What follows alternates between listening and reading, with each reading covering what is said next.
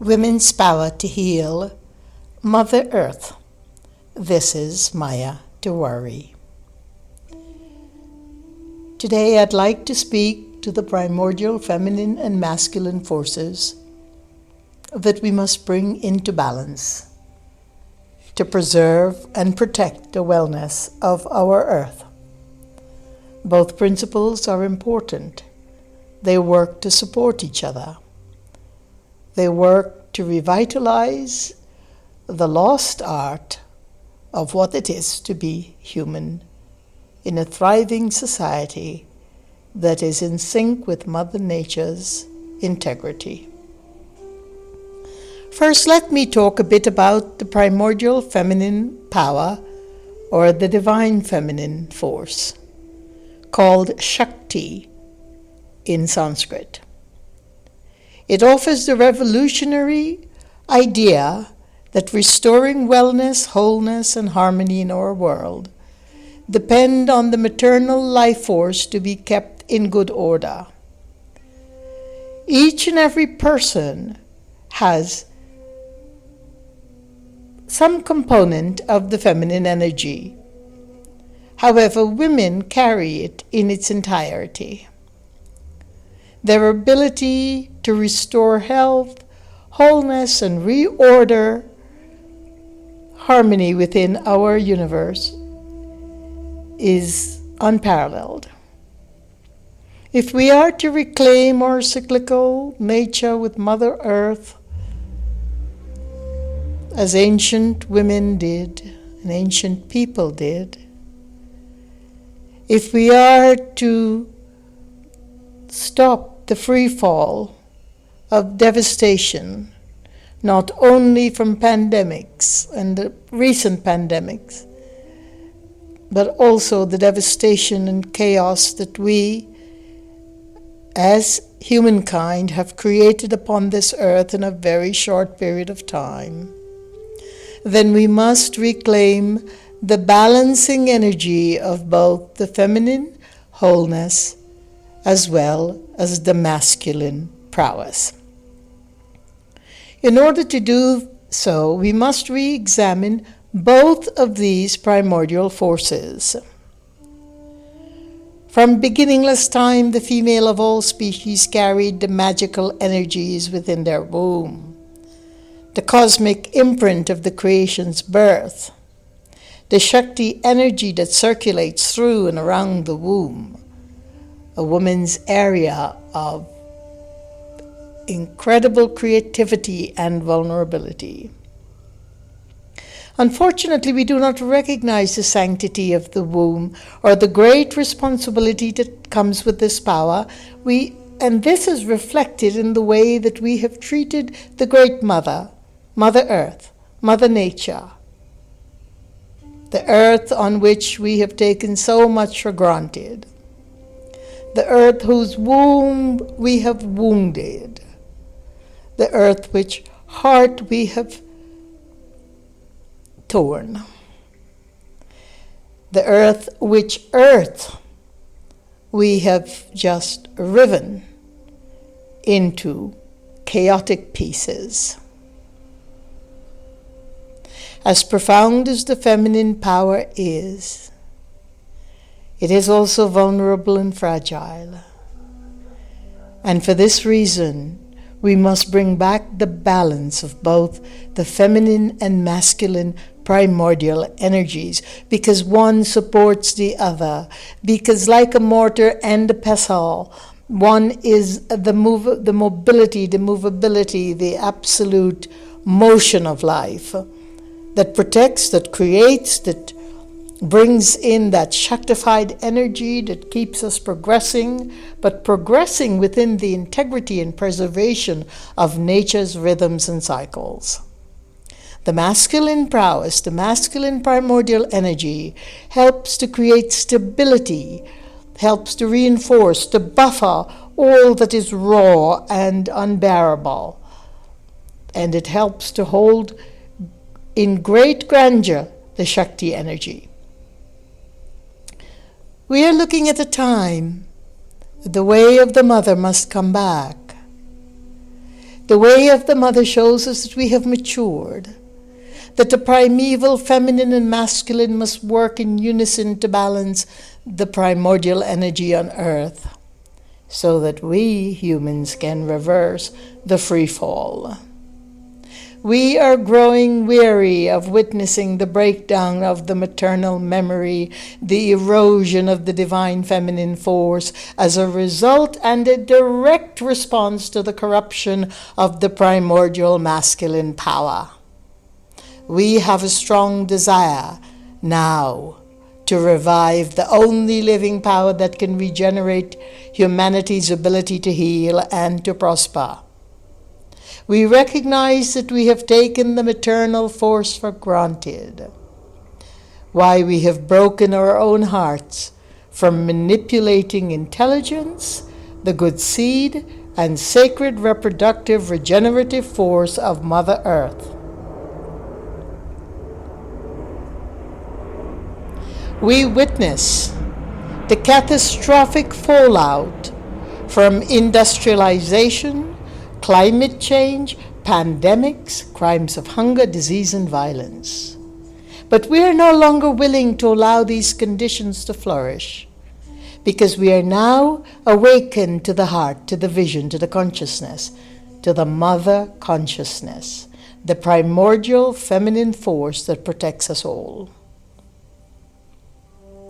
From beginningless time, the Great Mother has been safeguarding and protecting her universe, while granting the infinite space of humanity to cultivate the awareness that we humans are befitted with.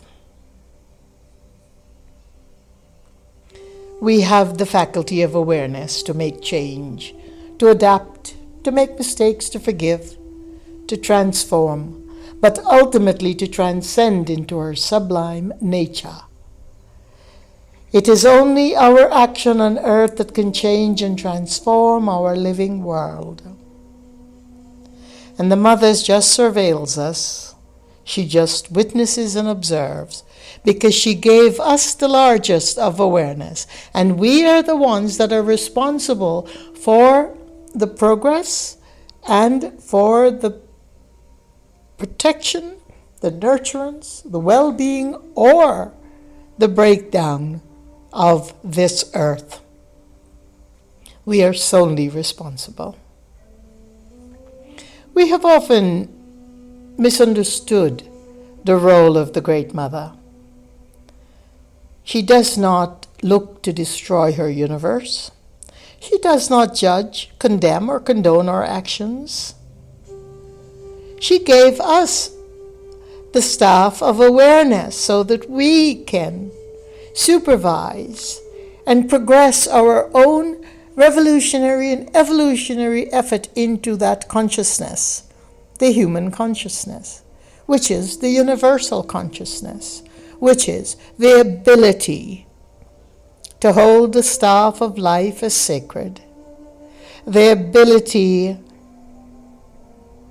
to protect and safeguard and nurture all that is of universal value to each and every being and to every species.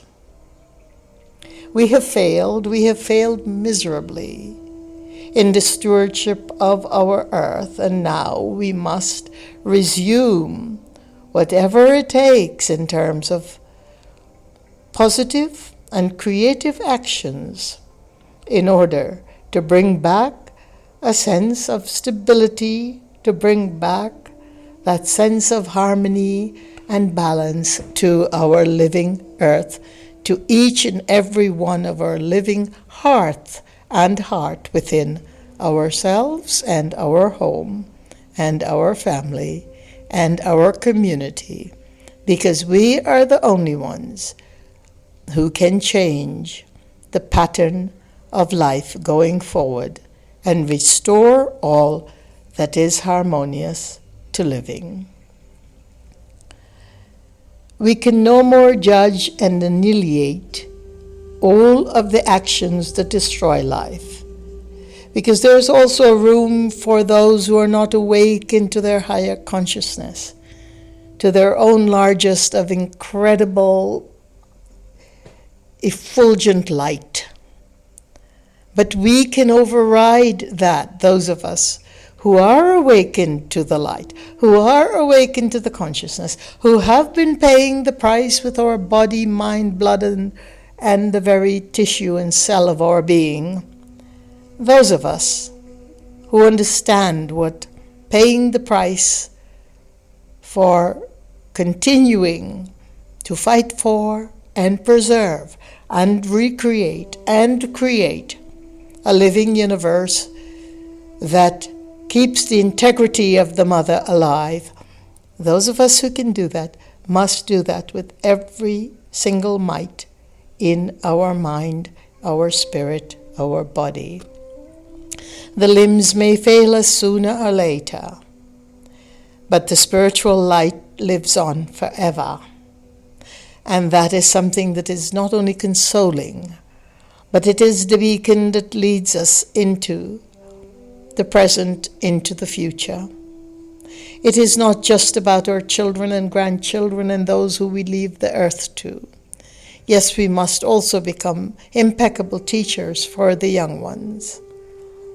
But concentrating on what is uncreative, what is negative, what is dark, what continues in dark action. Let us say that only light can remove darkness. I know this so personally, because I have lived a life that has been mired in difficulties, an arduous struggle for many, many decades, like so many of us, like perhaps all of us who seek spiritual effulgence, freedom of the spirit, and personal authenticity. We do pay that price. It is often a very, very heavy price to pay, but we do endure, and most of us survive it. For most of my life, I have endured arduous conditions, and in the more recent years, I've been targeted with unimaginable covert violence against my person. I see how these toxic actions of the corrupted 1% of humanity can manipulate and negatively thwart the earth's sacred conditions and directions. These experiences have strengthened my indestructible commitment to fight for, to protect, and to continue to nurture humanity's well-being in sync with Mother Earth's integrity. For years I have taught through the World Peace Mandala the vow of ahimsa, which means nonviolence, seeking truth, to more than 1 million people who now practice this way of life, this harmony in thought, speech, and action for themselves in their own life.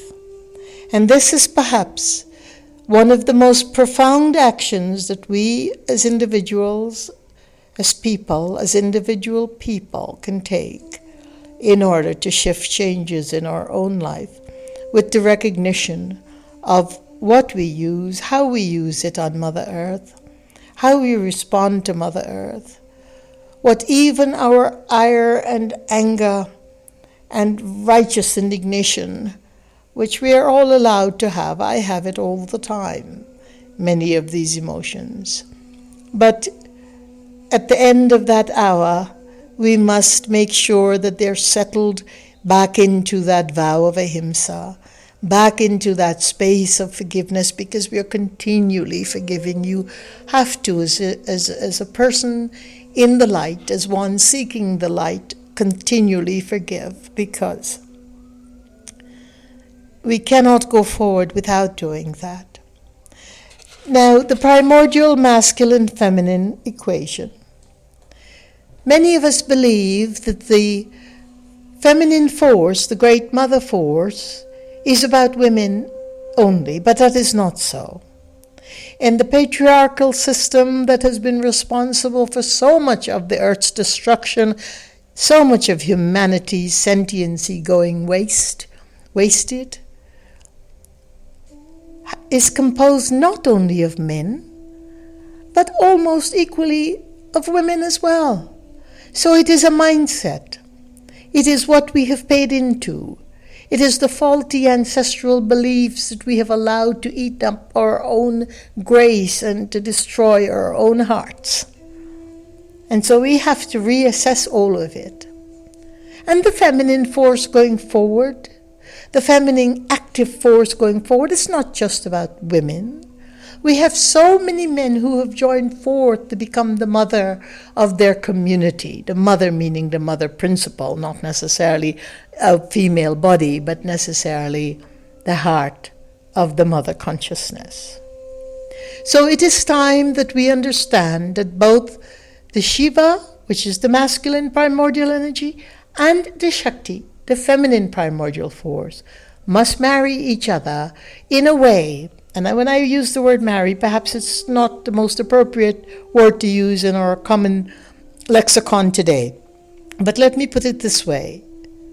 Those energies, which are in both men and women, must support each other.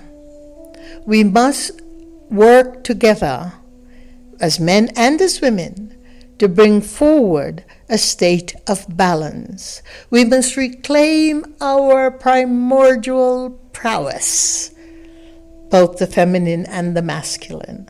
And because the mother's role has always been one of healing, we heal the wounds, a group of women who are charged with their primordial feminine force can heal anything. And because we have that power of the maternal more than any other creature in our living earth, we are behooved.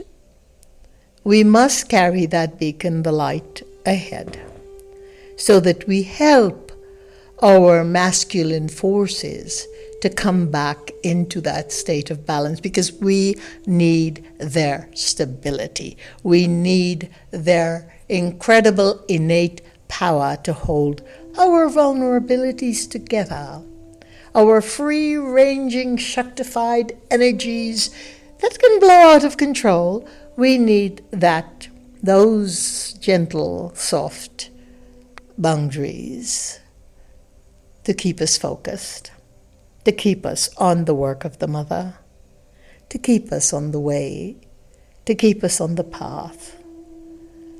And as many of you know, I took my robes off as a Vedic monk, not because I do not love my tradition. I owe so much of the knowledge that I share with you to the Vedic tradition. And we'll talk about that on the by and by. But I do see that we've come into a time when all of our traditions and various religions and the beliefs that we have carried, that have been affixed to them, that have been attached like glue to our hearts, and that have sometimes splintered our own sense of awareness, we must re-examine those. We must leave behind and cremate all belief systems that do not support the work that we have to do going forward, which is simply